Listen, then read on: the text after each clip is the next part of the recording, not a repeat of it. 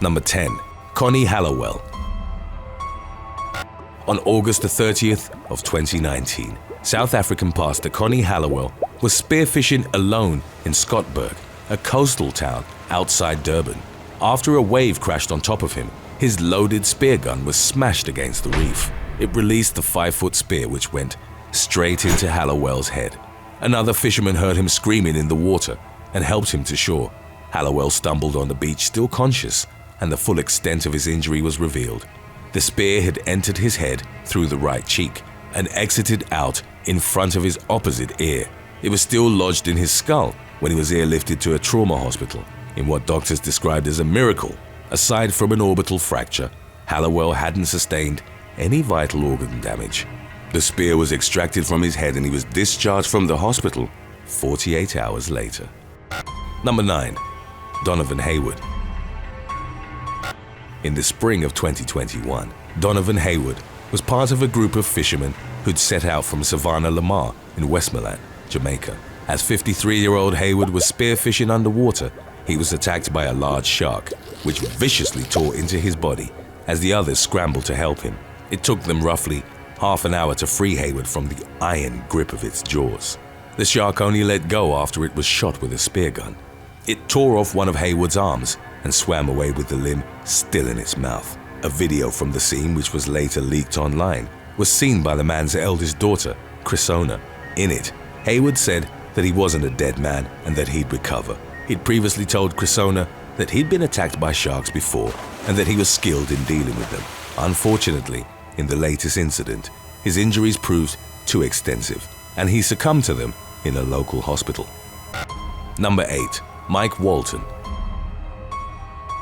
In 2019, what seemed like an innocuous fishing injury almost resulted in a fisherman losing his arm. Florida man Mike Walton, a Gulf Coast native, was fishing offshore when he accidentally pricked his hand with a hook. It wasn't the first time that it had happened to the saltwater angler, who had over 4 decades of experience. Like countless times before, he removed the lure and continued fishing. Later that day, his palm started swelling up and was throbbing painfully. He went to a local hospital, where he was given antibiotics and sent home. Walton's condition continued to deteriorate and black bubble-like blisters formed on his hand and arm. He would later tell a media outlet, "When you look down and you can see your own tendons, back of your hand, and your bone going up your arm, that makes it real." Walton once again went to the hospital and was transferred to the burn unit, where doctors specialized in infectious diseases gave him a shocking diagnosis. Walton had contracted a rare bacterial infection called necrotizing fasciitis. Within a very short period of time, the flesh-eating bacteria consumes skin, fat, and the tissues surrounding the muscles. Doctors told Walton that had he waited a few more hours, the infection would have ultimately reached his chest and killed him. While he was being operated on, surgeons contemplated amputating his limb to stop the infection from advancing. Fortunately, they were able to remove the dead tissue and save his arm, for which Walton was immensely grateful. Number 7. JOEBERT DUMANGON. 50-year-old JOEBERT DUMANGON tragically passed away in a boating accident in the Bay of Plenty off the coast of New Zealand in June of 2021.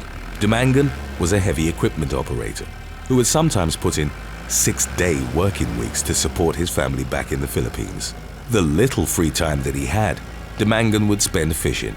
One Saturday morning, he and a companion used a small boat and attempted to cross the Kaituna Cut, the bay's most dangerous bar. Their vessel was struck by powerful waves and it capsized. A rescue mission was launched shortly before noon. The Coast Guard found DUMANGON's friend clinging to the hull of the overturned boat in the raging waves about 650 feet from shore. He was rushed to the hospital in serious condition but ultimately survived. Rescuers also pulled DUMANGON from the water and attempted CPR. Unfortunately, he couldn't be revived. Number 6. Fatal mackerel strike. In August of 2020, a 56-year-old fisherman was fatally struck by a mackerel while out on a boat in Darwin, in Australia's Northern Territory. He was reportedly accompanied by friends and family who witnessed the incident and were deeply distressed by it. They asked that the victim's identity remain private. At some point during the fishing trip, a 40-pound mackerel suddenly launched itself out of the water and onto the boat. In doing so, it speared into the victim's chest, inflicting major blunt force trauma from which he was unable to recover. Although deemed a freak accident, similar incidents have been reported in the past. Most notable was the case of Belinda Bingham, which occurred roughly 2 years prior and about 30 miles from Darwin. She was watching her husband fish when a 22-pound mackerel sprung from the ocean at a height of roughly 5 feet. Bingham was knocked off her feet upon being struck by it. Her husband turned around and saw her lying on the floor of their small boat with blood streaming from her neck. The leaping mackerel had somehow slashed her neck open. In spite of the deep wound, Bingham survived after being briefly hospitalized. Number 5. Alex Pullin. In July of 2020, a champion snowboarder drowned on Australia's Gold Coast, but the factors that led to his passing haven't definitively been established. 32-year-old Alex Pullin, a two-time world snowboard cross champion and former Olympian, was spearfishing by himself off Palm Beach. A snorkeler spotted his body on the ocean floor and alerted rescuers. Lifeguards attempted resuscitation for 40 to 50 minutes, but Pullin didn't recover. He was an experienced fisherman and there were no injuries on his body. It's been reported that he wasn't using oxygen and that he'd been found wearing a weighted belt. The running theory was that Pullin had experienced a shallow water blackout. It happens when divers hold their breath underwater for too long, thus depriving the brain of oxygen and lose consciousness. It's been referred to as a leading cause of death among competent swimmers. The body's irresistible urge to breathe isn't satisfied, and thus they pass out. Some suspect that Pullin's self-determination as a top competitor may have played a factor in him holding his breath for too long. Number 4. Paul Buchan. In 2015, a fisherman from Peterhead, mainland Scotland's easternmost point, lost his leg in a freak accident. On June the 13th, Paul Buchan was on the Fruitful Vine fishing vessel in the North Sea, about 50 miles off the coast of Peterhead. Buchan passed the rope from his boat to another and accidentally stood on it. The two vessels started pulling away from each other and the rope wrapped around the 22-year-old's leg. He heard a snap and was overcome by a sudden surge of pain. Buchan's leg had been split in half. The Fruitful Vine's quick-thinking cook quickly applied a makeshift tourniquet to the leg in order to cut off circulation and prevent more blood loss. The boat's captain radioed the Coast Guard for help. Doctors advised not giving Buchan any painkillers. For an hour until a helicopter arrived to their location, Buchan had to wait and mentally push through the excruciating pain. He was airlifted to a hospital where doctors amputated his leg to the thigh as there wasn't enough muscle or tissue left to save the limb. In spite of his ordeal, Buchan felt extremely fortunate to have survived and to have the chance of celebrating his son's upcoming first birthday. Number 3. Randy Lanes. In May of 2015, a Hawaiian man was impaled by a swordfish while spearfishing in Honokoa Harbor off Kalioa Kona. 47-year-old Randy Lanes was highly experienced as for 18 years he'd worked as a captain for a charter fishing business. His sister-in-law described him as a tough guy by whom the entire harbor was intimidated. Lanes had jumped into the water with his spear gun after spotting the 6-foot broadbill swordfish, which rarely makes appearances in coastal waters. He'd successfully hit it, but as it was trying to escape, the spear's line got caught in the mooring anchor. The swordfish came back around at speed and stabbed Lanes in the chest with its 3-foot bill. He was pulled from the water and CPR was attempted, but his injuries ultimately proved fatal. Today's topic was requested by Instagram follower TDieshirt89. If you have any other topics you'd like to learn about, subscribe and let us know in the comments section below, or follow us on Instagram and reach out to us there. Number 2. Paul Nyamhansa. In 2019, a fisherman was gruesomely mauled by a crocodile in the village of Beatrice, Zimbabwe.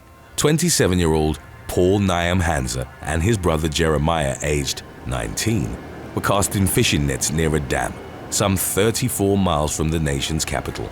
The enormous beast emerged from the water and clamped its jaws on Nyamhansa's body. Any form of struggle proved futile as the crocodile pulled him under. After witnessing his brother getting attacked, Jeremiah went to get help.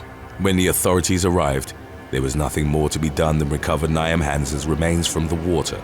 He was taken to shore, where it was revealed that his genitals had been completely chewed off by the crocodile. Inspector Tendai Mwanza of the Mashonaland East Provincial Police confirmed the incident for a local media outlet, while the authorities reissued warnings about fishing in crocodile-infested waters.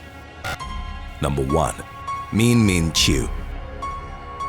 In June of 2021, Thai woman MEEN CHIU died following a tragic boating accident in Moreton Bay, Australia.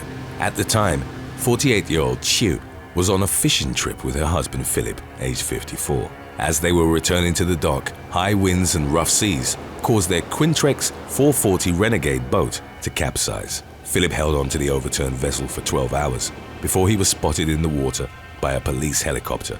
He was taken to a hospital where he began recovering from hypothermia. A frantic 3-second call to their family in which Philip had explained they were in trouble prior to being cut off had raised the alarm and prompted the search. Unfortunately, by the time the Quintrex was spotted, CHIU had become separated from her husband following exhaustion and exposure. Neither was wearing a life vest. CHIU's body was later recovered from the water. Her passing was mourned by family in Thailand, whom she'd been prevented from visiting for months due to pandemic travel restrictions. Thanks for watching. Would you rather attempt to spearfish a full-grown tiger shark or spend 5 minutes locked in a cage with an actual tiger? Let us know in the comments section below.